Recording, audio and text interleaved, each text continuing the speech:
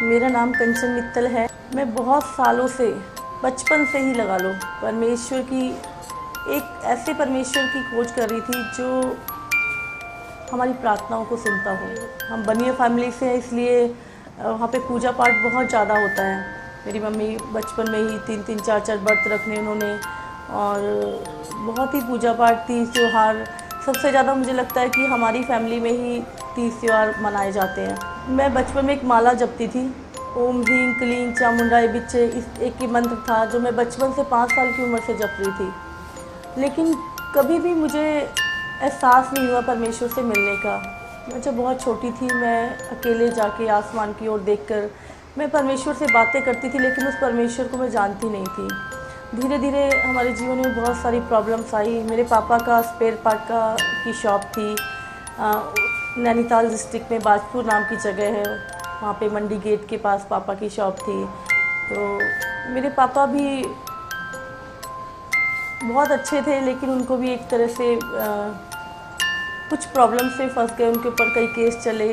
थोड़े समय बाद मेरी मम्मी को कैंसर हो गया। तो मैं और ज़्यादा, जब मम्मी को कैंसर हुआ तो और ज़्यादा मेरे को हुआ कि मैं उस परमेश्वर की खोज करूं जिससे मेरी मम्मी ठीक हो जाए। तो मैंने और ज़्यादा पूजा पाठ करना शुरू किया, मंदिर जाना शुरू किया, जहाँ भी जो कहता था जाते थे। लेकिन मेरी मम्मी कहीं ठीक नहीं हुई। उनका ऑपरेशन हमने रजिंद्रा हॉस्पिटल पटियाला से करवाया, और ऑपरेशन के बाद उनको ब्रेस्ट कैंसर था।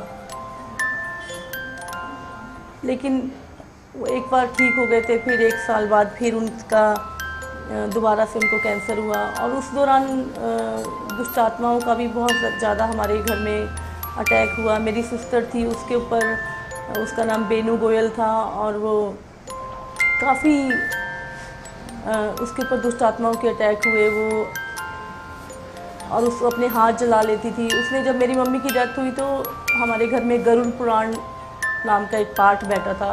वो रात को उसको पढ़ती रहती थी, और पढ़ के उसका इतना वो पागल हो गई, और उसने उसको ये देवी देवताओं के बारे में क्या क्या चीज़ें उसको दिखना शुरू हो गई, और सचमुच उसके ऊपर इतने ज़्यादा अटैक हुए कि वो मेंटली बिल्कुल ही पागल हो गई।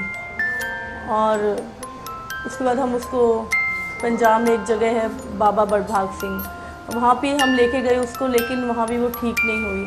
1 साल पापा का स्पेयर पार्ट की शॉप थी, नैनीताल डिस्ट्रिक्ट में बाजपुर नाम की जगह है, वहाँ पे मंडी गेट के पास पापा की शॉप थी। थोड़े समय बाद मेरी मम्मी को कैंसर हो गया।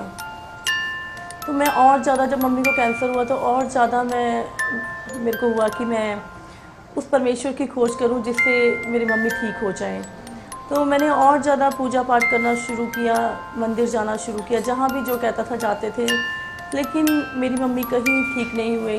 मेरी सिस्टर थी, उसके ऊपर, उसका नाम बेनू गोयल था, और वो काफ़ी उसके ऊपर दुष्ट आत्माओं के अटैक हुए। वो और उसको अपने हाथ जला लेती थी। उसने, जब मेरी मम्मी की डेथ हुई तो हमारे घर में गरुड़ पुराण नाम का एक पाठ बैठा था। वो रात को उसको पढ़ती रहती थी, और पढ़ के उसका इतना वो पागल हो गई, और उसने उसको ये देवी देवताओं के बारे में क्या क्या चीज़ें उसको दिखना शुरू हो गई, और सचमुच उसके ऊपर इतने ज़्यादा अटैक हुए कि वो मेंटली बिल्कुल ही पागल हो गई।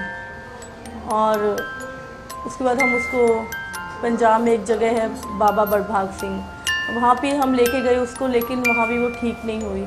1 साल के बाद उसकी भी डेथ हो गई। हमारे घर में 1 साल में 2 डेथ हो गई, मेरे मम्मी की और उसके बाद मेरी सिस्टर की। तो मेरा विश्वास और ज़्यादा ऐसे हुआ कि कोई ईश्वर नहीं है। मेरी मम्मी जो इतना पूजा पाठ करते थे, मतलब कभी केले के पेड़ के नीचे पूजा करते थे, कभी कुछ करते थे, इतना करने के बाद भी कोई ईश्वर नहीं आया उनको बचाने के लिए। तो मेरे को लगा कि कोई ऐसा ईश्वर होना चाहिए जो हमें बचाए। तो मेरी और खोज बढ़ गई परमेश्वर को पाने की। मैंने और ढूंढना शुरू करा। मैंने कहा मैं उस परमेश्वर को ढूंढ के रहूँगी जो हमारी प्रार्थनाओं को सुनता है, हमारी बीमारियों को हमसे दूर करता है, कि हर एक दुख से हमें छुटकारा देता है। मैं बहुत छोटी थी जब मेरी शादी कर दी गई, क्योंकि मेरे पापा के पास बहुत ज़्यादा पैसा नहीं रहा उस समय, और हमारे जो अग्रवाल फैमिलीज़ में है वो वहाँ पे बहुत ज़्यादा दहेज प्रथा है, बहुत ज़्यादा दहेज का चलता है। तो मेरे हस्बैंड की कोई डिमांड नहीं थी, इसीलिए मेरी बहुत छोटी उम्र में शादी हो गई। और जब मेरी शादी हुई तो मुझे लगा कि चलो अब कुछ खुशी मिलेगी, कुछ शांति आएगी जीवन में। लेकिन उसके बाद फिर मेरे पता लगा कि मेरे हस्बैंड को माइग्रेन की प्रॉब्लम है, और उसके साथ साथ माइग्रेन के साथ इनको हर साल टाइफाइड होता था। मेरी 3 मार्च को मेरी शादी हुई और 28 मार्च को ये CMC में दाखिल थे लुधियाना में। मुझे फिर इतना दुख हुआ कि परमेश्वर सारे दुख मेरे ही जीवन में लिखे हैं। हम लोग 4 सिस्टर थी और हमारे कोई ब्रदर नहीं था। तो एक सिस्टर की डेथ हो गई, मम्मी की डेथ हो गई। जीवन में इतना दुख, चारों तरफ ऐसे लगता था कि एक दुखों के हम सागर में डूब चुके हैं। और जब हस्बैंड की बीमारी आई तो और ज़्यादा मैं टूट गई, बहुत ज़्यादा। तो मैंने कहा कोई ईश्वर नहीं है, और ज़्यादा मेरी जो अंदर की पुकार थी उस ईश्वर के लिए बढ़ गई। उस दौरान मेरे पापा जो राधा स्वामी थे, 35 साल से वो नाम जाप करते थे, बहुत पूजा पाठ, रामायण गीता सब कुछ पढ़ते थे। उनके पैरों में एक तरह की गांठें थीं जो डॉक्टर कहते थे उसका ऑपरेशन होगा। तो मेरी शादी हो चुकी थी, लेकिन मेरे पापा के पास के पड़ोस में कोई एक पास्टर आए, और हम नहीं जानते थे पास्टर नाम होता भी क्या है, पास्टर होते कौन है, हमें नहीं पता था। तो पापा को वहाँ पे उन पास्टर ने पूछा कि क्या आपको शांति चाहिए। तो मेरे पापा ने बोला मुझे शांति ही चाहिए, क्योंकि मेरा उस समय पापा का कोई उम्मीद नहीं थी कि वो 1-2 साल भी ज़िंदा रहेंगे, क्योंकि वो इतने कमज़ोर दुबले हो गए थे कि उनकी कोई उम्मीद नहीं थी। लेकिन जब उन्होंने बोला कि हाँ मुझे शांति चाहिए, तो उन पास्टर ने पापा के लिए प्रार्थना करी, और जब प्रार्थना करी तो मेरे पापा को जो एकदम कुबड़े थे वो सीधे हो गए, और सीधे हो गए। उनके पैरों की गांठें भी एक ही प्रार्थना में चली गई, और जब वो ठीक हुए तो मेरे पापा प्रभु में आए। फिर मेरी सिस्टर जो बहुत ही ज़्यादा धार्मिक प्रवृत्ति की थी, वो अकेली रह गई थी पापा के पास। तो जब उसने एक दिन बाइबल खोली, तो जब वो बाइबल खोली तो उसके फर्स्ट पेज पे लिखा था कि इसमें एक गुप्त खजाना है, जो कोई इसको ढूंढेगा तो उसे मिलेगा। तो उसने सोचा मैं देखती हूँ इसके अंदर कौन सा गुप्त खजाना है। जब उसने बाइबल पढ़ना शुरू किया तो उसको बहुत अच्छा लगा, और वो बाइबल पढ़ती रही। बाइबल पढ़ते पढ़ते एक दिन उसके ऊपर पवित्र आत्मा उतर आया, और वो आत्मा से भर गई। उसने परमेश्वर को महसूस किया अपने जीवन में। उस दौरान मुझे किसी ने बोला कि तेरे पापा मुसलमान बन गए हैं, कि मैं दूर रहती थी थोड़ा, तो मुझे बड़ा गुस्सा आया, क्योंकि उस समय मैं बहुत ज़्यादा धार्मिक थी। मेरे घर में 3 रूम थे, जिसमें एक रूम मैंने पूरा मंदिर को दिया हुआ था। घंटों घंटों बैठकर देवी की उपासना करती थी, क्योंकि मैं भगवानों को बोलती थी कि कोई तो एक ऐसी शक्ति है जो इस दुनिया को चला रही है। तो उस शक्ति को, जैसे हमारे हिंदुओं में दुर्गा माता मानते हैं, इस तरह उस शक्ति को मैं सोचती थी यही शक्ति है, और ये शक्ति मुझे दर्शन देगी और मैं इसको पाके रखूँगी। तो मैंने अपने घर में एक मंदिर बनाया, और वहाँ पे दिन रात जोत जलती थी। मैं घंटों घंटों बैठ के वहाँ पे प्रार्थना करती थी। पूजा पाठ से भी कोई फ़ायदा नहीं हुआ, तो मैंने सोचा मैं ग्रंथ पढ़ती हूँ, ग्रंथों में ज़रूर मुझे वो रास्ता मिलेगा जो परमेश्वर तक पहुँचता है। तो मैंने अपने घर में रामायण, गीता, शिव पुराण, भागवत, मतलब हर तरह से सारे ग्रंथों को, महंगे महंगे ग्रंथ गोरखपुर से मैं मंगवाती थी, और मैंने पढ़ने शुरू किए। लेकिन उन ग्रंथों को पढ़ती थी, लेकिन पढ़ती थी, सिर्फ पढ़ती थी। मैंने रामायण 3-4 बार पूरी करी, लेकिन मुझे कुछ उसमें से ढूंढती थी, लेकिन मिलता नहीं था। कुछ ऐसा महसूस नहीं होता था कि कोई रास्ता है। उसमें सिर्फ कुछ कहानियाँ सी लगती थी वो। लेकिन धीरे धीरे मेरा मन और दुखी होता कि मेरे हस्बैंड की बीमारी भी बढ़ती गई। उनका हर्निया का ऑपरेशन हुआ, बहुत सारी प्रॉब्लम्स उनको ही, कभी जॉन्डिस हो जाता था। हर साल अप्रैल मार्च में वो बीमार हो जाते थे। जब मुझे पता लगा कि मेरी सिस्टर और कहीं जाने लगे, पंजाब में क्रिश्चियंस को कोई नहीं जानता, तो लोग बोलते कि मुसलमान बन गए। तो मैंने उनसे बोला, मेरी सिस्टर को फ़ोन किया कि मैंने सुना है तुम कहीं जाते हो और तुमने मुसलमान धर्म अपना लिया। ऐसे करके मुझे अजीब सा लगा। मैंने उसको बहुत डांटा। मैंने कहा हमारे देवी देवता कम हैं जो तू हम उससे बाहर जा रही है। मैंने कहा अगर तेरे को ठीक है, तेरे को एक देवी देवता से तसल्ली नहीं तो दूसरे को मान, दूसरे नहीं तीसरे को मान, पर उससे बाहर जाने का कोई मतलब नहीं है। क्योंकि उस समय मेरे अंदर भी एक धार्मिक घमंड बहुत ज़्यादा था, क्योंकि मैं बहुत ज़्यादा पूजा पाठ करती थी। तो मैं कहती थी वो जो हमारी चीज़ है ही नहीं है। हम सोचते हैं कि क्रिश्चियनिटी तो हमारी है ही नहीं, यीशु मसीह तो अंग्रेज़ों का ही परमेश्वर है। इस तरह के ख्याल हमारे दिमाग में थे। तो मेरी बहन ने कुछ नहीं बोला, वो थोड़ा डर गई, क्योंकि उसने सोचा कि मैं उसको डांटूंगी। तो थोड़े समय बाद मैंने कहा तो मैं जब आऊँगी तुमसे तो मैं तुम्हें अच्छे से बताती हूँ कि तुम लोग किधर चले गए। तो जब मेरे पेरेंट्स के घर गई तो वहाँ पे एक पास्टर, वही उन्हीं के पास्टर अजीत सिंह आए हुए थे। तो जब पास्टर अजीत सिंह आए तो मुझे बहुत गुस्सा आया कि इन्होंने मेरे पापा को और सिस्टर को किधर लगा दिया। पापा से बोला कि पापा मुझे इनसे बात करनी है। तो पापा कहते बेटा ये 3 दिन से सोए नहीं है, कहीं कहीं सेवकाई से आए हैं, आप इनको आज सोने दो, मॉर्निंग हम बात करेंगे। मैंने कहा नहीं, मेरी रात नहीं निकलेगी, क्योंकि मुझे बहुत गुस्सा आया हुआ था। मेरे पापा ने पास्टर जी से पूछा कि मेरी बेटी आपसे बात करना चाहती है। तो पास्टर जी ने बोला कि ठीक है, हम खाना खा के फिर बैठेंगे, हम फिर बात करेंगे। रात के 10 बजे, सर्दियों के दिन थे, हम लोग चारपाइयाँ बिछी हुई थी। तो पास्टर जी इधर बैठे और मैं दूसरे बेड पे बैठ के तो हमने बात करनी शुरू करी। रात को 10 बजे से हमने बात करनी शुरू की। मेरे जीवन में इतने सारे सवाल थे कि हम कौन हैं, हम कहाँ से आए हैं, हमारे जीवन में बुरा क्यों होता है, हमारे जीवन में दुख क्यों आते हैं, और हम इतना धार्मिक होने के बाद भी धार्मिक लोग क्यों मर जाते हैं, क्यों कोई उनको बचाता क्यों नहीं है।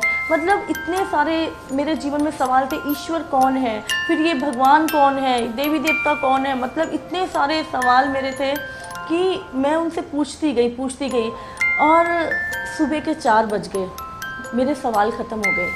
मेरे इतने सारे सवाल थे और वो सवाल ख़त्म हो गए। और जब सवाल ख़त्म हो गए तो पास्टर जी बोले, उन्होंने पूछा और कोई कुछ पूछना है। तो मैंने कहा नहीं। अब मैं ढूंढ रही थी, ढूंढ के सोची थी कि मैं और कुछ इनसे पूछूं, इनको कहीं ना कहीं फंसा दूं, क्योंकि मुझे अपनी नॉलेज पे भी बड़ा घमंड था, धार्मिक नॉलेज पे। क्या बात थी जिससे मेरा जीवन बदला, मैं आज आपको बताना चाहूँगी कि 2 चीज़ें थी जिन्होंने मुझे छू लिया। तो वो जो पास्टर थे, उनके पेशेंस देख के, तो मैं उनसे बहुत रूड बात कर रही थी, बहुत ही बदतमीजी से बात कर रही थी मैं उनसे, लेकिन वो मुझे बड़े प्यार से जवाब दे रहे थे। तो मैंने सोचा कि हो सकता है इंसान 1 घंटा 1.5 घंटा नाटक कर ले और मतलब बुरा गंदी तरीके से बात करने का जवाब अच्छे से दे दे, पर कोई 10 बजे से लेकर 4 बजे तक किसी को झेल नहीं सकता।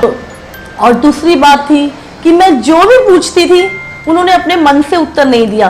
वो उनके पास एक किताब थी जिसमें से वो मुझे उत्तर देते थे। तो मेरे को बहुत ही हैरानी हुई कि मेरे बचपन से जो इतने सवाल हैं उनका जवाब एक किताब में कैसे हो सकता है। सवाल मेरे, जवाब एक किताब में, ऐसे कैसे हो सकता है। मुझे पता लगा उस किताब का नाम बाइबल था। तो सुबह 4 बजे मैंने उन पास्टर से बोला कि अगर यही परमेश्वर है तो मैं इनके पीछे चलना चाहूँगी। पास्टर ने मुझे एक बात बोले कांटों भरी राह है, चल पाओगे। तो मैंने कहा पास्टर अगर ये परमेश्वर है, दुनिया इधर से उधर हो जाए, मैं इस परमेश्वर को पाके ही हटूँगी। जो कुछ भी आए, आंधी आए, तूफान आए, अगर ये परमेश्वर है तो मैं इसके पीछे चलूँगी। थोड़े समय बाद क्या हुआ कि मेरे को ऐसी लगन लग गई बाइबल पढ़ने की कि दिन रात मैं बाइबल पढ़ती थी। जितना टाइम मैं अपना काम करती थी, उसके बाद मैं बाइबल ही पढ़ती रहती थी। थोड़े समय बाद क्या हुआ, मेरे फादर इन लॉ का बहुत सताव शुरू हुआ। तो उन्होंने बोला कि ये तो क्रिश्चियनिटी है, ये तो क्रिश्चियन मनाते हैं, ये तो पैसा देते हैं, पैसा दे के क्रिश्चियन मनाते हैं, और ये इनका तो काम ही है अपने धर्म को फैलाना, ये तो पागल हो गई है, ये बाइबल पढ़ती है। उन्होंने मेरे को बुक्स ला के देनी शुरू करी, जिसमें से मुझे सबका नाम याद नहीं है, लेकिन एक बुक्स का नाम मेरे को याद है, गांधी जी और मसीहत। एक बुक है जो क्राइस्ट के अगेंस्ट बोलती है, उसके विरोध में बोलती है। तो वो किताब उन्होंने मुझे ला के दी। थोड़ा सा उस किताब में पढ़ा, 1-2 पेज, तो मेरे को अंदर से इतना गुस्सा आया कि मैंने उस किताब को आग में जला दिया। और उसके बाद मेरे फादर इन लॉ ने काफ़ी बातें बोलनी शुरू करी कि ये बाइबल, ये तो पागल हो गई है। और सचमुच मैं उस समय मसीह के प्रेम में पागल हो चुकी थी। मैं अकेले बैठ के, मुझे होता था कि सब लोग घर से जाएं और मैं अकेले बैठ के प्रार्थना करूं। मैं सच में बोल रही हूँ कि जैसे शराबी को शराब का नशा होता होगा, उससे भी बढ़ के मुझे परमेश्वर का नशा था, और वो नशा अभी तक नहीं उतरा। और उसमें मेरे हस्बैंड का विरोध शुरू हुआ, और वो बहुत विरोध करते थे अखबारों की कटिंग्स ला के देते थे जिसमें क्रिश्चियंस के विरोध में कुछ लिखा होता था। तरह की बहुत सारी कटिंग अखबारों की ला के वो मुझे पढ़ाते थे, देख क्रिश्चियन ऐसे होते हैं, देख क्रिश्चियन ऐसे होते हैं। तो मतलब मेरी बाइबल छुपा देते थे, बाइबल फाड़ भी देते थे कई बार लोगों को बुला लाते थे कि ये इसको पता नहीं क्या हो गया, ये बाइबल पढ़ती है। इस तरह जैसे जैसे मैं प्रभु में बढ़ रही थी, मेरे हस्बैंड बहुत ही गुस्सा उनको आता था, तो वो मेरी सिस्टर को भी मेरे घर आने नहीं देते थे। एक टाइम ऐसा आया कि मेरे हस्बैंड ने मुझे बोला कि या तो तू मसीह को चुन ले या आज मुझे चुन ले, और यहाँ तक था कि उन्होंने हाथ उठाना तक भी शुरू किया है। जिस चीज़ के लिए आप बचपन से आप जिस चीज़ को ढूंढ रहे हो और वो चीज़ आपको मिल जाती है, उसके बाद कोई बोले कि छोड़ दो इसको, तो मुझे नहीं लगता कोई उसको छोड़ सकता है। और मैं तो इतनी दीवानी थी परमेश्वर की कि मैं नहीं छोड़ सकती थी प्रभु को। तो मैंने बोला, मैंने कहा मेरे बस में नहीं है, अब मैं प्रभु को नहीं छोड़ सकती। उस समय बहुत हमारी लड़ाई हुई और मैं अपने पेरेंट्स के घर चली गई, और मेरे पेरेंट्स को था कि थोड़ा हफ्ता 10 दिन के लिए आई है लड़ झगड़ के, तो अपने आप वापस चली जाएगी। उस दौरान हम लोग फरीदाबाद में शिफ्ट हो गए। फरीदाबाद में बुआ जी रहते थे, तो मेरे फूफा जी इनकम टैक्स कमिश्नर थे, तो हम लोग वहाँ पे शिफ्ट हो गए। दोनों बच्चे मेरे पास थे और मेरे हस्बैंड मेरे साथ नहीं थे। बहुत संघर्ष था मेरे जीवन में उस समय। सुबह सुबह उठना, बच्चों को तैयार करना, स्कूल भेजना, उसके बाद खुद जॉब पे जाना और फिर वापस आना, उसके बाद भी मिनिस्ट्री करना, लोगों को प्रभु के बारे में बताना।